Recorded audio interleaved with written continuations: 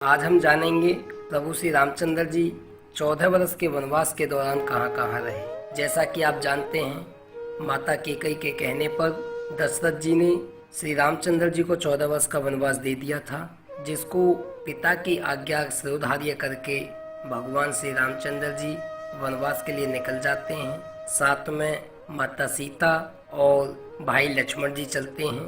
तो अयोध्या से निकलने के पश्चात पहला विश्राम उन्होंने सिंगरौर में किया था, जो वनवास का पहला पड़ाव था। सिंगरौर यानी कि इलाहाबाद से 35 किलोमीटर की दूरी पर स्थित है, जहां केवट प्रसंग हुआ था, जिसका उल्लेख रामायण में भी आता है। यह नगर गंगा घाटी के तट पर स्थित था। महाभारत में इसे तीर्थ स्थल कहा गया है। सिंगरौर में गंगा पार करने के पश्चात श्री राम कुरई नामक स्थान पर उतरे थे, जहां गंगा को पार करने के पश्चात राम, लक्ष्मण और सीता जी ने कुछ देर विश्राम किया था। कुरई से आगे चलकर श्री रामचंद्र जी अपने भाई लक्ष्मण और पत्नी सहित प्रयाग पहुंचे थे। प्रयाग को वर्तमान में इलाहाबाद, जो अब नाम बदलकर प्रयागराज हो गया है, यहाँ गंगा जमुना का संगम स्थल है। हिंदुओं का यह सबसे बड़ा तीर्थ स्थान है। यात्रा का दूसरा पड़ाव चित्रकूट वह स्थान है जहाँ रामचंद्र जी को मनाने के लिए भरत जी अपनी सेना के साथ पहुँचते हैं।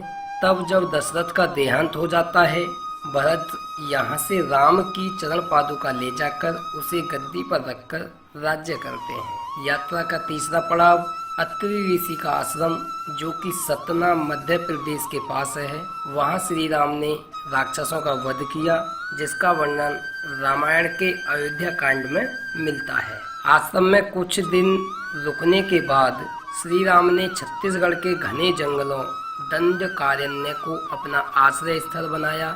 यहीं पर राम ने अपना वनवास काटा था। यहाँ वे लगभग 10 वर्षों से भी अधिक समय तक रहे थे।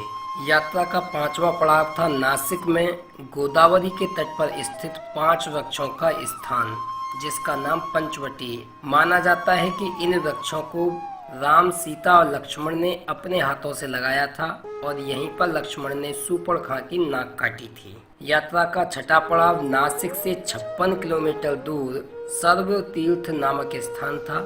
यह वही जगह है जहां सीता माँ का हरण हुआ और यहीं प्रभु श्री रामचंद्र जी ने जटायु का अंतिम संस्कार किया था।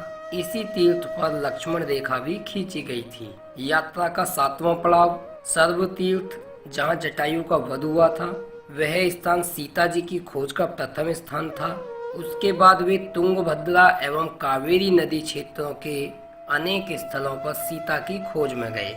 यात्रा का 8वां पड़ाव सीता की खोज में जटायु और कबंध से मिलने के पश्चात राम ऋष्यमुख पर्वत पहुँचे। रास्ते में वे पंपा नदी के पास, जो केरल में स्थित है, सबरी आश्रम पहुँचे और यहीं उन्होंने सबरी के झूठे बेर खाए थे। यात्रा का 9वां पड़ाव मलय पर्वत और चंदन वनों को पार करते हुए वे ऋष्यमुख पर्वत की ओर बढ़े।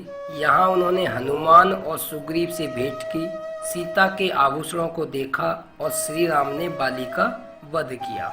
यात्रा का 10वां पड़ाव श्री राम ने पहले अपनी सेना को कोडीकरई में एकत्र किया।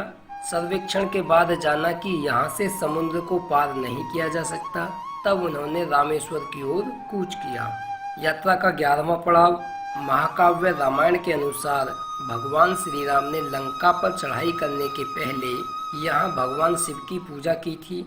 रामेश्वर का शिवलिंग श्री रामचंद्र जी द्वारा स्थापित शिवलिंग है।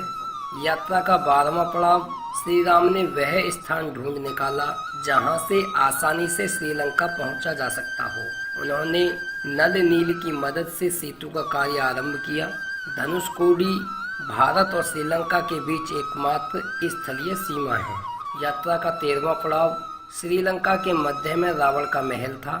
नुवारा एलिया पहाड़ियों के मध्य लंका की ऊंची पहाड़ियों के बीचों बीच सुरंगों तथा गुफाओं के भंवरजाल मिलते हैं।